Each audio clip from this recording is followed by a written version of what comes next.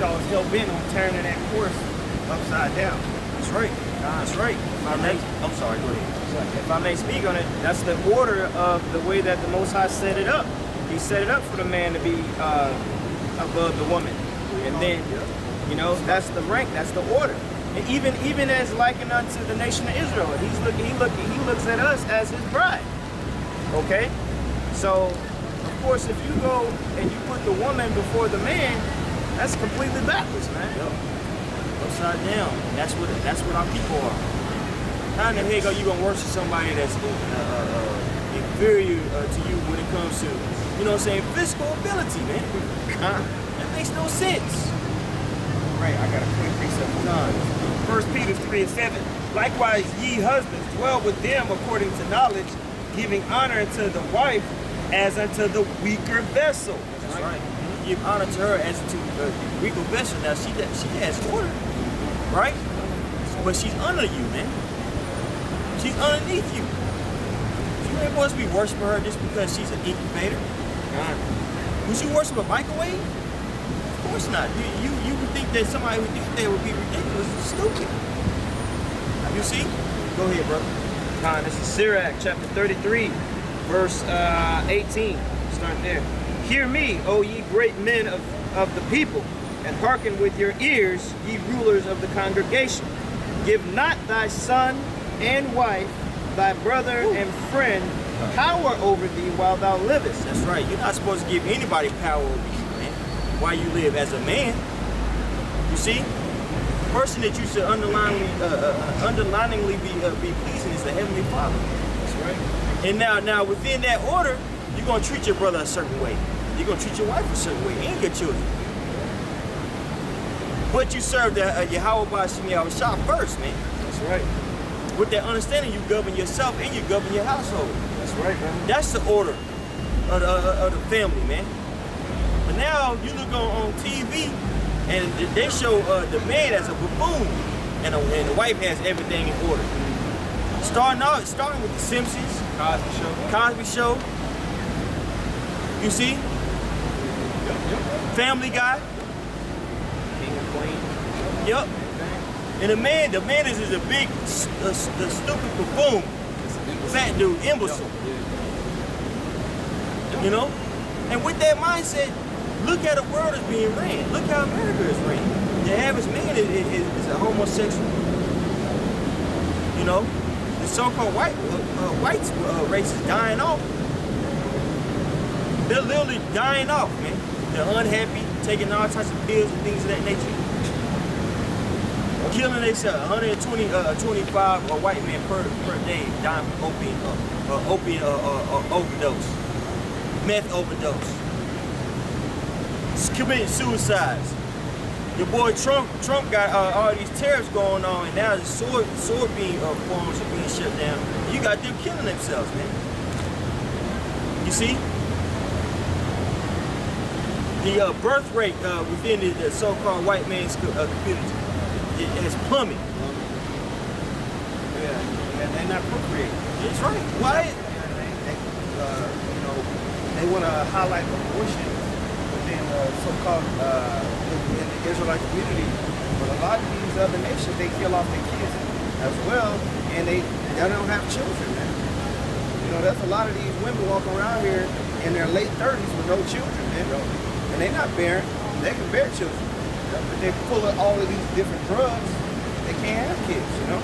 They're taking, well, they really don't want kids. They don't have even the mindset to take care of themselves, let alone another human being. That's right. Yes, sir. I got a quick one. This is 1 Timothy 5 and 6. It says, but she that liveth in pleasure is dead while she liveth. Dead while she liveth. Man. The woman is supposed to enjoy being a woman, having children, bearing your child, being a wife, being at home. These women are more into dressing up like whores and going out into nightclubs and partying with the guy that has the biggest tab for that night. You know, oh, he's popping bottles, so let me go have sex with him. You know, oh, he's going over to this city, let me go with him and have sex with him. That's right. That's right. And then they come amongst their community, you a hoe. You know what I'm saying? Ain't no man gonna get with you. Nah. You know, She my homie over there. He told me what you did last week. I ain't gonna wifey you up. You're a slut. Your name is tarnished, you know? I'm gonna jump down to 14. This is 1 Timothy 5 and 14. It says, I will therefore that the younger women marry, bear children, guide the house. That's looked down upon in this society. It's looked down upon for a woman to come into the age of 14 and 15, 16, learning how to guide the house. She's being taught the complete opposite. Oh, don't worry about that. Play the field. Play the field. You know, worry about your career. Don't worry about having a family. Don't never listen to a man. You know, don't listen to what a man tells you. I have an auntie that actually told my little niece that. Don't ever let no man ruin you. You know? Yeah, she Complete madness, man. Yeah, she living in squalor. You know? That's completely out of order, man. Yep. I'm gonna keep reading. It says, bear children, guide the house, give none occasion to the adversary to speak reproachfully. And that's what you're seeing happening right now, because our women, they had the freedom to do whatever the hell they want to do, be hoes. And now our enemy, the adversary, he can talk about our nation. Like, look at their women. They can't even take care of their women. They hoes. They're having abortions. They don't take care of their kids. Brother's been posting up a video with his black woman. She got her baby smoking blunts, man. You know? But that all goes because women... That came out there with the babysitter. Yeah, or whoever it was. Yeah. The It was a women, nigga woman. The kids were under the direct supervision of the black woman. Of the black woman. So that's what happens, man. Whenever a woman, because women at a young age, once they hit puberty, you know, they burning, they hot in the tail, like my grandfather used to say. So if in a righteous kingdom, they should be under a man, married, guiding his house. But I guarantee you those kids have a single mother's household. Absolutely. Absolutely. Why would you put your children in a supervision of them two demons? Clowns. You know? Clowns. That's right, you had something. That shit's fast. Yeah. Because a man has a natural discernment about a woman and her friends, man. You know, you get with a girl and, you know, you meet some of her friends and then she tell you she going out with a certain person and you like, no, you're not. Yep. You ain't hanging out with her. You already know. You already know what type of person that bitch is, you know? Yep. No, you're right. You're right. This is Sirach chapter 33, again, verse, I'll start at 21, or 20. As long as thou livest and hast breath in thee, give not thyself over to any, for better is it that thy children should seek to thee than that thou should stand to their courtesy. That's right. It's better that somebody is looking for you than vice versa, man. And that's the truth, man. You can't allow anybody to take your vibration, man. You see, because a person is going to take. You know, you saw somebody that what's the word I'm looking for? That you highly esteem them, especially intellectually, man. They'll lord that over you, bro. America's a perfect example. America's a perfect example of how Israel gave their power over to somebody else, man. And they took advantage of all our skills, talents, belief system, how we dealt with currency, how we dealt with trade, and they lord it over us now. Now, what do they do to us? They can be usury, fraud. You gotta go to Esau for the one of all things, as the curse says, man. You know? I got a quick one for you, bro. Jeremiah 5 and 25, your iniquities have turned away these things, and your sins have withholden good things from you. That's right.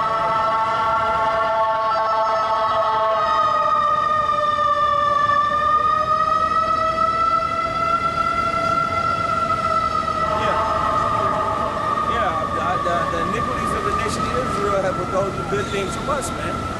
Because we gave courtesy to the so-called self-proclaimed white man, Esau, man. And now he's ruling in complete and utter madness and wickedness and evil. Go ahead, brother. Sirach 33, verse 22. In all thy works, keep to thyself the preeminence. That word preeminence means the power, the superiority, to surpass others, man. All right? Leave not a stain in thine honor. So exactly what the brother was going into, man. You know, we had it's like that word honor. When you go into it, it's two different definitions. You can go into honor, where it's talking about when you honor like the price of something. You say something, this, you honor that. You know Your what I'm oath, saying? Your oath. You have that word honor, which goes into your like your rank. You know what I'm saying? So you don't give your rank over. You know what I'm saying? And so, you know, just like when we read in 1 Peter about honoring your wife, you honor her as the weaker vessel. Exactly. You know what I'm saying? You know, it's not honoring her as bound down to her. You honoring her as you under me. Right. You know what I'm saying? And this, hey, you under me, but I'm gonna you gonna handle this over here. I'm gonna make sure all of this is good. You know what I'm saying? It's order, it's rank and file to it. You know? It's order, That's right, man. That's right. In order for you to be a man, you have to have confidence, man. Confidence in yourself. You see, not second guessing yourself all the time. You know what I'm saying? But having confidence in your ability, man. And Right. the so-called white man, he wants to take that. Right. It's funny you said it, because when you look up that word honor in the Greek, it's like, the word is like in time. And so Jake has that saying, you know what time it is. That you know what time it is, you know? And that's going to what the brother Mike Allah said, you know, you have that you exude that confidence, that rank file what we see, you know? You know, it's just like when you about to get in a fight with another man and he ain't backing down, you show, you know, that's what's up. Get yourself ready. You know what I'm saying? You ain't gonna bow yourself down to him, because now he know he over you, you know? And now he, you know, just like when you have the weigh-ins and they standing, and nobody want to look away, because you don't want to break that. You know what's up, you know? And that, but we've given that, we've did this to the white man. That's right. We bar none. Like down here in Texas, we say we bar none. We bar none, fade all. You know what I'm saying? Bar none, fade all. Through the spirit, that's what we are, man. We're uncompromising. And that's why we're a threat to this place, man. We're made a offender because of the word. You see? Yeah, I'm gonna get one more. I quoted it earlier, but I'm gonna get it. It's one we're talking about. This is in Job 30:1. It says, "But now they that are younger than I have me in derision, whose fathers I would have disdained to have set with the dogs of my flock." So that's Job talking about the nation of Edom, which on a nobility, on a stature level, we're supposed to be over these Edomites. But those that are younger than us, they have us in complete squalor and hell, man.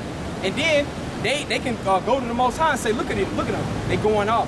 They committing adultery, they breaking all of these different laws. They killing each other, they selling drugs, they using drugs, you know? So Job, he was feeling that same sentiment that we feel, man. So that's why we coming back to our legacy, and we not gonna give our honor to another, you know? Lord willing. Rulership mentality, you know what I'm saying? Because we know the true power, the true living power that we serve. Exactly. Job understood the power of Yahweh Shem Yahushua, because he had it all. Most High challenged Job's integrity, took everything from him, attacked his family, attacked his health, you know, all these different things. He held his integrity, the Lord restored him. That's right. So Job understood the power of Yahweh Shem Yahushua. So to have some petty, disgusting person ruling over him, he was like, what?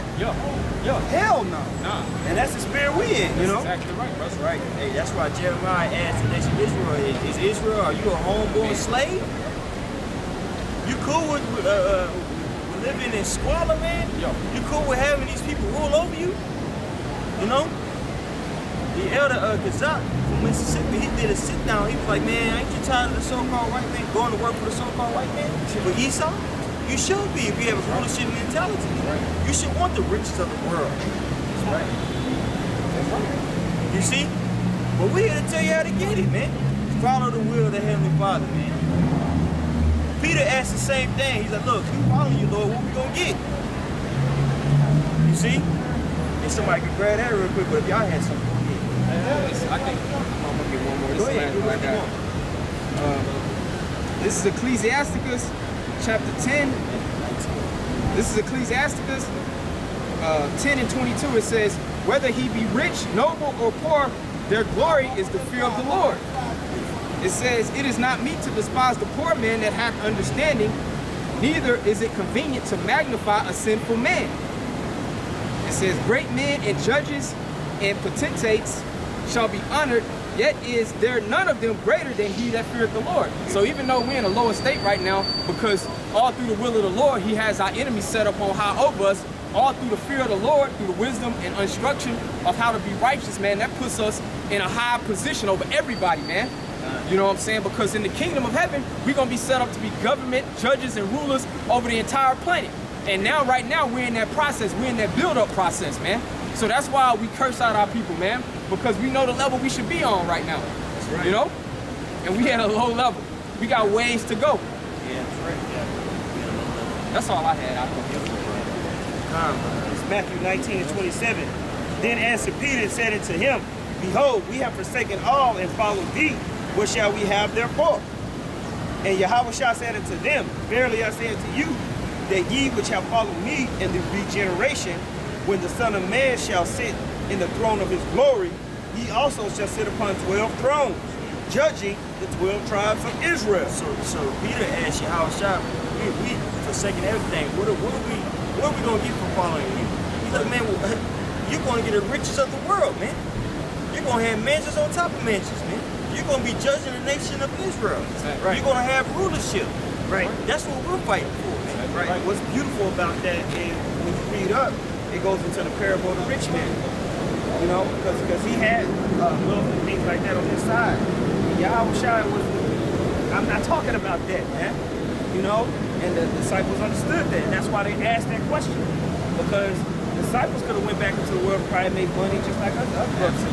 Make money and be comfortable and things like that. But we're looking for the glory of Yahushua, man. So, you know, what are we going to gain from that? And that's what the Yahushua was stating to them, man. You're going to have way more than you can imagine. Exactly. Man. You know? And that's why we compelled to do what we do so fervently, because we're trying to get back, reestablish where we supposed to be. We know where we supposed to be, man. And it vexes us that we're not there yet, man. So we beg the Lord, we pray, make supplication, make our bodies a living sacrifice until the Lord establishes us as a nation in power once again, you know? Right where we supposed to be. Coming back into the inheritance that was promised to our forefathers. That's right. You know? That's right, brother. This is worth dying for, man. This is worth giving all the so-called comforts in this place away for, man. Just like the disciples that followed the Lord did. You know? That's right. That's right. That's right. That's right. I got you know what? I get this last one. Hebrews 4:1. Let us therefore fear, lest a promise being left us enter into his rest, and any of you should seem to come short of it. For to us was the gospel preached as well as unto them, but the word preached did not profit them, not being mixed with faith in them that heard it. That's right. So we should fear less. That word less means feel that for fear of aware of that we don't get this promise, which we have a beautiful promise, man. Right? You see, if we hold fast to what we believe in, man, that's what it's all about. Getting the hell up out of here. That's right. That's right. That's right. Ruling, man, because Jake, like you quoted, they homeborn slaves, man. We're tired of fucking being slaves, man. We're trying to win, but like really win. Jake think they winning, but they really not, man. You don't own nothing, man. Right. You don't control your destiny. You don't control anything. You don't have any autonomy. A nigga don't even know what the word autonomy means. Yeah, so that, yeah. Yeah. Mountain. You got an island. Imagine owning the whole mountain. Yeah. Women out of order. Being able to actually have your woman in order. Something simple, that's supposed to be simple. You know what I'm saying? That's how far we're removed from our legacy, man. But through that fear of the Lord, man, that's how we're going to be reestablished. That's right. Hey, man, we want to give all praise and glory honor to Yahweh, Ba'ashem, Yahushua, Ba'ashem, Rakakwadash. Double honor to the elders that rule well. Peace and blessings to us out there. Peace and words and sacred truth. Shalom. Shalom.